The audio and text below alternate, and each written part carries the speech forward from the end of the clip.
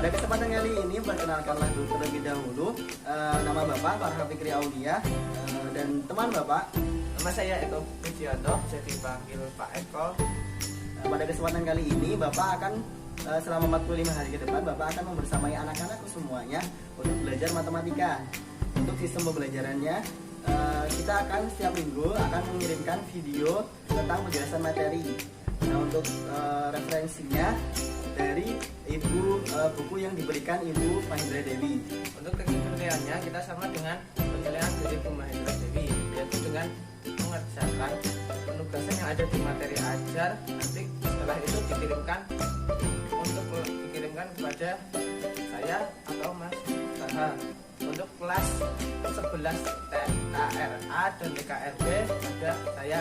Dan untuk kelas 10 TITL atau teknik instalasi tenaga listrik itu kepada saya, dan juga kelas 11 teknik bisnis sepeda motor. Pesan dari Bapak, kerjakan secepat mungkin dan sebaik mungkin, karena setiap kalian lebih cepat dalam mengerjakan tugas, misalnya dalam satu hari itu kalian sudah mengerjakan tugas, nilai kalian akan lebih baik. Dan juga jika ada hal yang dibingungkan tentang materi, bisa PC atau bisa WA ke Bapak atau ke Pak Eko sesuai dengan nomor yang tertera di grup. Mungkin itu saja yang dapat Bapak sampaikan. Kita langsung ke materi yang pertama. Assalamualaikum warahmatullahi wabarakatuh. Bertemu lagi dengan saya Eko Pujianto. Kali ini kita akan membahas bab vektor. Nah, awalnya dulu, vektor itu siapa ya? Besaran vektor adalah besaran yang mempunyai besar dan arah. Tadi ada yang tidak mempunyai arah, yaitu tadi itu kemana itu besaran skalar. Kalau yang vektor itu mempunyai arah. Kalau secara geometris itu sebuah vektor itu diwakili dengan sebuah ruas garis berarah dengan panjang ruas garis menunjukkan besar dan arahnya. Nah, nanti itu sebagai pengertian saja. Nah, vektor itu biasanya ditulis dengan huruf kecil ya. Simbolnya itu huruf kecil dengan ada atasnya itu seperti ini. Atau juga bisa dengan seperti ini. Dengan P itu kalau yang besar semua itu dengan P titik pangkal dan Q titik ujung. Nah, ini notasinya seperti ini kan sama. Terus jenis-jenis vektor. Vektor itu ada berbagai jenis ya. Yang pertama itu ada vektor posisi.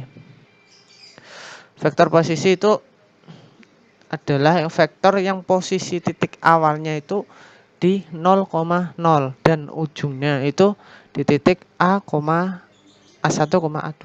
A1, A2 itu bisa sembarang. Asal masih itu bisa 1,2 berapa, nanti bisa digambar bisa itu. Yang penting itu titik awalnya itu di 0,0. Yang kedua itu vektor 0. Satu vektor yang panjangnya 0 dan dinotasikan dengan seperti ini. Kosong. Vektor 0. Itu vektor 0 tidak memiliki arah yang jelas. Ini bentuknya itu seperti titik lah. Titik tok itu udah vektor, tapi namanya vektor 0.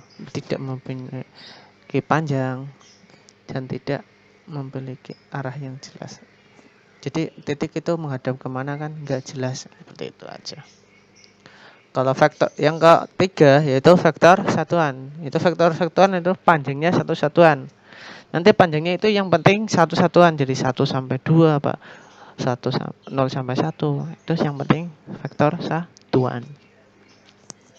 Yang penting panjangnya satu satuan. Terus yang keempat yaitu vektor basis.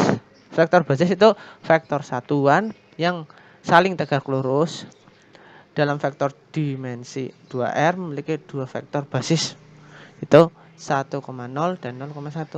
Nah kan ini satu saling tegak lurus. Vektor I dan vektor J itu saling tegak lurus seperti ini. Vektor satuan. Kalau yang di dimensi 3 itu ada 3 vektor basis, yaitu 1,00, 1,01, 1,0, yang J ini 0,1,0, K 0,0,1. Nah, itu jenis-jenisnya. Nah, untuk komponen vektor itu ada di bidang datar. Bidang datar itu yang cuma 2, X dan Y. Nah, X dan Y ini bisa disimpulkan seperti ini, P kan. Bisa disimpulkan X1, Y2 atau bisa ditulis seperti ini. Bisa ditulis seperti ini juga. Bisa. Nah, sama seperti Q juga bisa seperti itu juga. Kalau yang komponen dibangun ruang itu ada Z-nya. Z itu melambangkan besar apa sih tingginya apa biasanya kan. Nah, bisa ditulis seperti ini. Juga bisa. Nah, Z pasangannya K. Kalau I itu pasangannya E, X, Y pasangannya J, Z pasangannya K. Kalau di vektor. Terus dalam bidang datar kartesius, vektor bisa dinyatakan dengan pasangan berurut yaitu. Nah, ini kan tadi titik pangkal dan titik ujung. Nah, jadi kalau kita mencari bilangan berurutan atau vektor PQ itu kita cari dengan rumus itu titik ujungnya dikurangi titik pangkalnya. X sama X, titik ujungnya X2 kan ini. Kini kan X2 kurang X1 sama yang penting X sama X ya sama Y. Titik ini kan mulai unsur X, Y. Ini juga mulai X, Y. Nanti dikurangi X ini, dikurangi X ini, Y sini, dikurangi Y sini. Nah, seperti ini juga bisa. Nah, ini jadi ini seperti ini. Kalau panjang vektor itu panjang vektor A. Ini vektor A itu rumusnya seperti X kuadrat akar dari X kuadrat plus Y kuadrat. Nah, dalam bangun ruang juga hampir sama sebenarnya sama di dalam bidang datar. Nah, cuma bedanya ya tadi kalau bangun datar itu cuma komponennya itu ada 2 X dan Y saja, tapi kalau bangun ruang itu ada Z, jadinya 3. Tapi sama dia namanya titik ujung dikurangi titik pangkal seperti ini juga, dan panjangnya juga sama tapi ada Z-nya kan.